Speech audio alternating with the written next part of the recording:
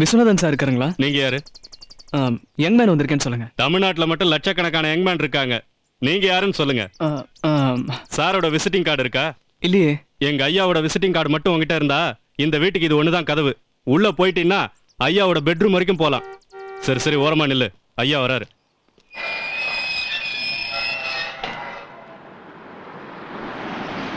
Good morning sir. என்ன young man இங்கே நின்றுட்டு இருக்க? உங்களை பார்க்க தான் வந்தேன்.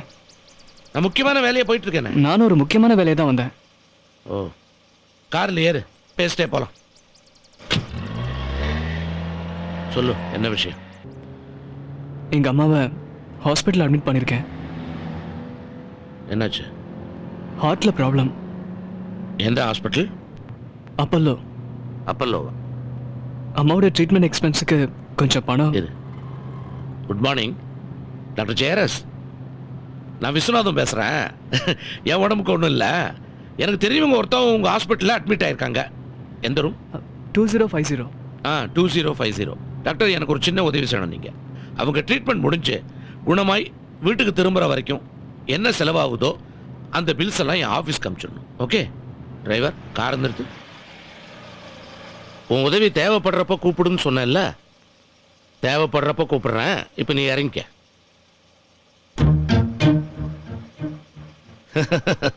வண்டி எடுப்பா. யானை தெரியுமில்ல, அது மோதி ஒரு மரத்தையே சாய்ச்சிரும். அதால ஒரு சின்ன பேப்பரை கிழிக்க முடியுமா?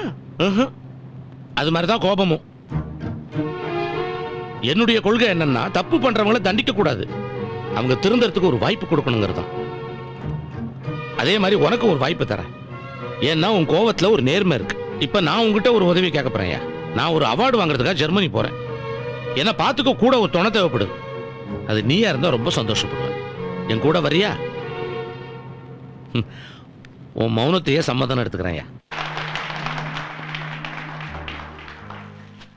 எல்லாருக்கும் வணக்கம். இப்படி என் தொழிலாளர்கள்லாம் ஒன்னா சேர்ந்து எனக்கு ஒரு விழா எடுக்கிறத பார்க்கறதுக்கு ரொம்ப சந்தோஷமா இருக்கு. இந்த வருஷத்துல சிறந்த தொழிலதிபரா என்ன ஜெர்மனியில தேர்ந்தெடுத்திருக்காங்க. அதுக்கு காரணம் நீங்க தான். நீங்கெல்லாம் இதை சந்தோஷமா வரவேற்கிறீங்க. ஆனா நான் ஜெர்மனி போறது ஒருத்தருக்கு தான் பிடிக்கல. அதுதான் இவரு, என் டாக்டர். எனக்கு உடம்பு சரியில்லைன்னு சொல்லிட்டு இருக்காரு. உண்மைதானே? 40 வருஷத்துக்கு முன்ன பொழப்புக்காக திருச்சியில இருந்து ஒரு சைக்கிளை தூக்கிட்டு மெட்ராஸுக்கு புறப்பட்டவன் தான். கையில காசு இல்லை. எங்க அம்மா புறப்படும் போது பழைய சோறும் பச்சை மிளகாவும் கட்டி கொடுத்தாங்க. பழச மறக்காத மனுஷன்டா. அதை காவிரி ஆத்தன் கரையில வச்சுதான் சாப்பிட்டேன். அந்த காவிரி ஆத்து தண்ணி ஈரமும் பச்சை மிளகா காரமும் இன்னும் என் நாக்க விட்டு போகல. நான் நினைக்கிறேன் அதுதான் இன்னைக்கும் என்ன முன்னுக்கு போக வைக்குது. பாத்தியாடா, மனுஷன்னா இப்படி இருக்கு. எடுறா எடுறா. எனக்கு ஒரு ஆசை. என்னோட இந்த வாழ்க்கை, இன்னைக்கு எனக்கு கிடைச்ச இந்த விருது ஒவ்வொரு இளைஞனுக்கும் இன்ஸ்பிரேஷன் ஆகணுங்கிறது தான். அட்லீஸ்ட் ஒரு 10 இளைஞர்களாவது என் வாழ்க்கையை வழிகாட்டுதலா நினைச்சுக்கிட்டு முன்னேறினாங்கன்னா எனக்கு அதுவே போதும். ஏன் சார், ஜெர்மனி கட்டாயம் போயாகணுமா? ஏன், அதுல என்ன சந்தேகம்? சார், உங்களோட ஹெல்த் கண்டிஷன் எனக்கு தான் தெரியும். ப்ளீஸ் போக வேண்டாம். நான் போவேன்யா. இந்த மாதிரி இதை ஒரு சாதாரண அவார்டா நான் நினைக்கல. வாழ்க்கையினுடைய அடிமட்டத்திலிருந்து கஷ்டப்பட்டு உழைச்சு முன்னுக்கு வந்த ஒரு ஏழை உழைப்புக்கு கொடுத்த அவார்டா நினைக்கிறேன்.